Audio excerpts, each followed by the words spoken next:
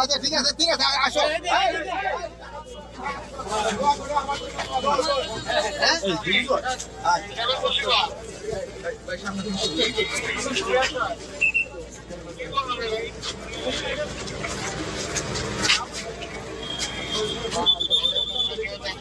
দর্শক আপনারা দেখলেন মাত্র যে একজন রাস্তার একটি ছিন্নমূল কিশোরকে তিনি বুকে টেনে নিয়েছেন, এমনকি তাকে টাকা দিতে চেয়েছেন, কিন্তু সে কিন্তু টাকা নেয়নি। আমরা দেখেছি তিনি গাড়ি থেকে নেমে সেই কিশোরের সাথে কথা বলেছেন।